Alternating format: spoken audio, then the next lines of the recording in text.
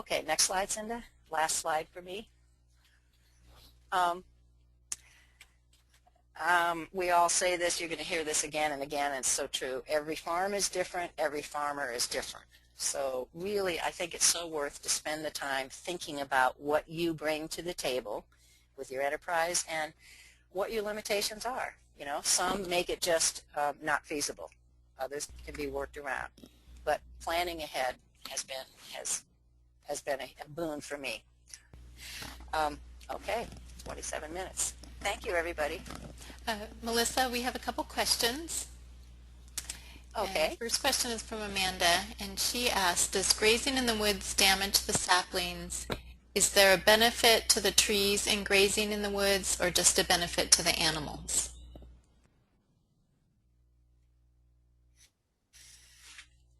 Okay, saplings. Some of the species do not, some of the species, the sheep and cattle, do like to graze, mainly pine, I've noticed. Some of them survive it, some just don't, okay? Other species, they're just like red fir, they're just not that interested in. I think in part because of the rotational grazing, they have plenty of food right at their feet. They don't need to graze the trees. My feeling has always been that the manure and urine, yes, helps feed the trees. Yes. And in the winter months, I take hay out. This is the other thing that I do, is I take hay out and roll out the large bales on the ground. That's been a huge part of pasture improvement also. And I've seen even greater improvements in the forested area because of doing that.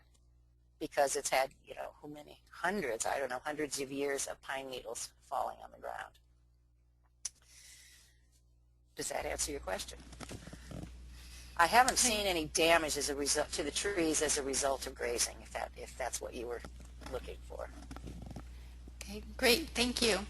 Another question, which is from Melissa Fishburne. Is there a resource you use to calculate the grazing season length, or was that something you learned from talking to your neighbors?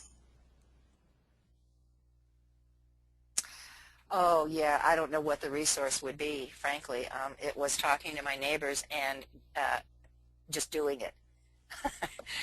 Because, and you're going to hear this again, every piece of property is different. You know, my neighbor's farm, his soil conditions are different.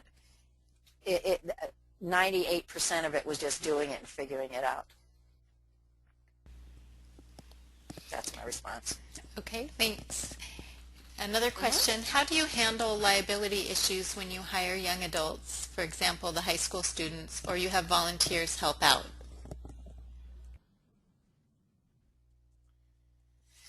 Okay, when the volunteers help out on shearing day, frankly, I don't do anything because it's not a very dangerous activity. Everybody else has to prove to me that they have health insurance. That's how I've handled it. I don't want to get involved, and every state has different regulations about this, but I have not wanted to get involved in workman's comp, for example. My particular insurance agent kind of went ballistic when I told him about this. That's why, because he didn't. The Grange Insurance had no experience with on-farm health and how to handle insuring them. So my solution has been, you prove to me you have insurance coverage. Okay, great, thank you. And the last question from Ursula is, have you heard about WOOFers, the international organization where people want to come and learn in return for learning? Absolutely. Yes.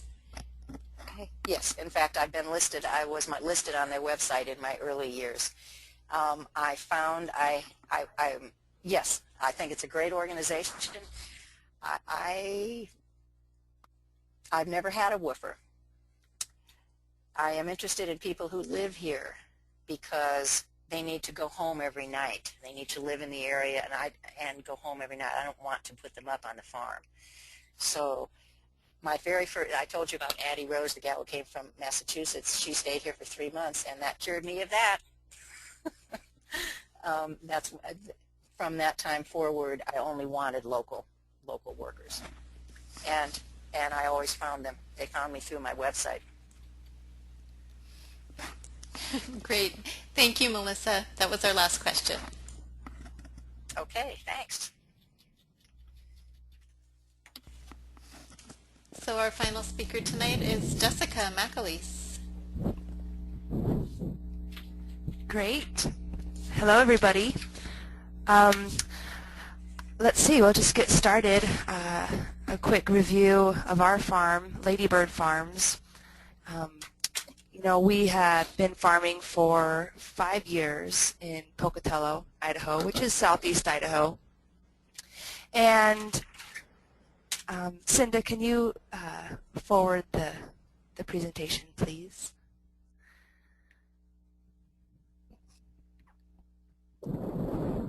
Anyway, after 5 years, we lost our lease, and just kind of reviewing last week, I didn't really want to spend a lot of time reminiscing.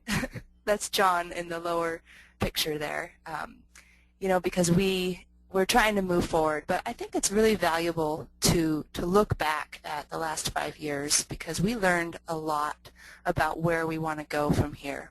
So I'll take a little bit of time talking a bit about what we did have but when we first got started, but then focusing on what we have now, what our resources are now, and what we are looking forward to in the coming, hopefully 10 to 20 years down the road, and what some of these possibilities are, and of course go over some of these lessons that we've learned. Next.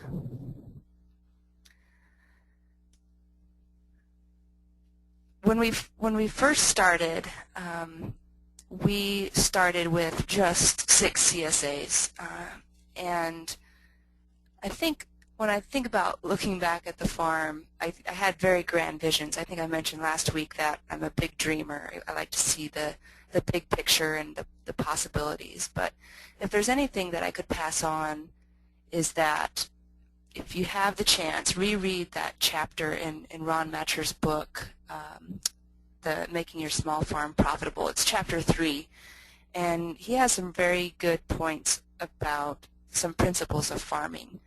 And if I was going to sum it up, I think I would say dream first. Write down what you want to do, and then think through it and plan. Then sprinkle some more dream on top, and then go ahead and do it, because Melissa's right. You can learn a lot those first few years, and sometimes we have to fail and get frustrated and flounder before we really learn what we're doing.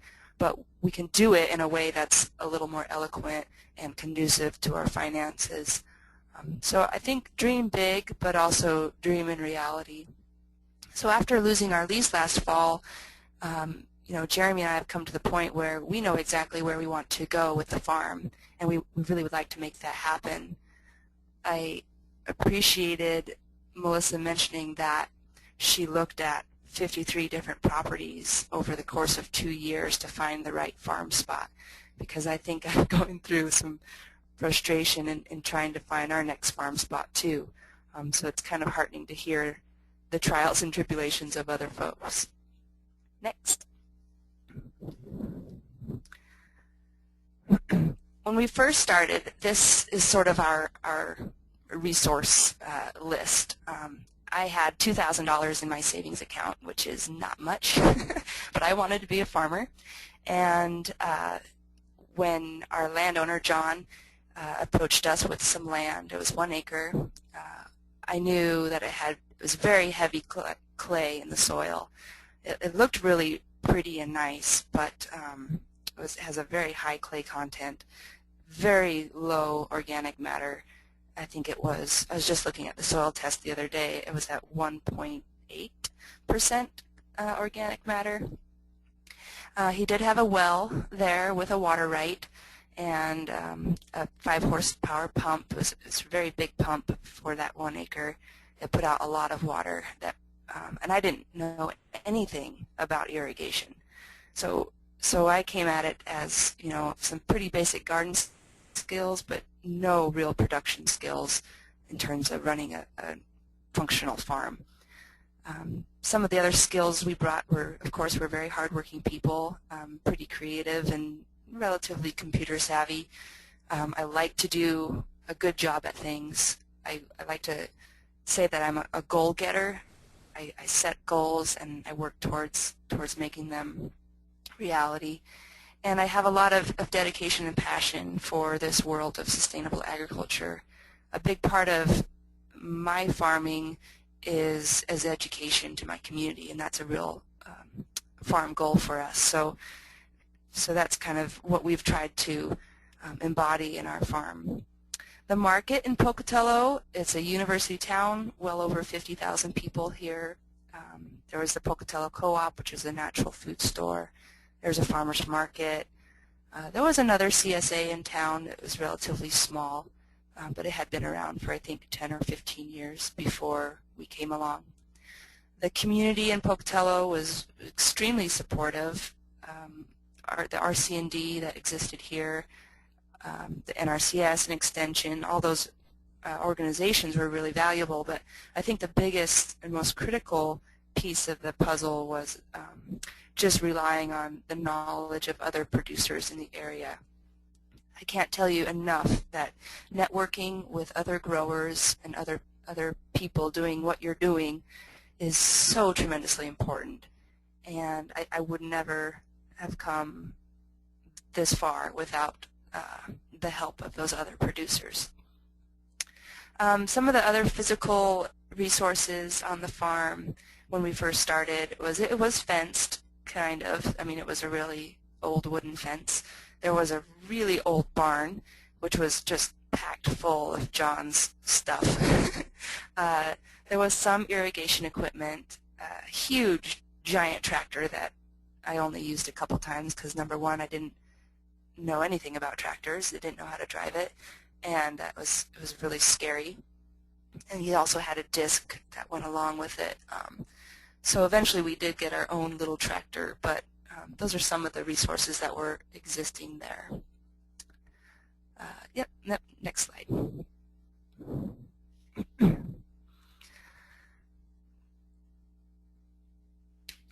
Maybe. So this is the farm. The very first day I ever laid eyes on it. It's part of the field anyway, and John, he was 89 at the time, and he had spent, I think, the whole day tilling it because it was just pristine, and I never ever saw it in that state ever again. Next slide. So when we got done with it, you know, it took 5 years of farming to kind of get to where we were wanting the soil to be. It wasn't perfect, obviously, but I just want to impart that it takes a lot of time to amend your soil and to build up the organic matter. And John farmed his ground before us very, very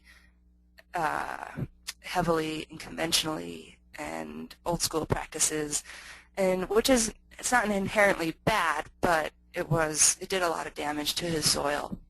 So we spent a lot of our time kind of dealing with those challenges, and it's hard to leave those behind after 5 years. You know, it's hard to put in a lot of work towards something and then have to kind of switch gears and move away. So as we're looking towards the future, we kind of have to bring that knowledge with us. Like, we know how much work and time it takes to care for the soil, and without caring for the soil, you're not going to grow good food or good animals.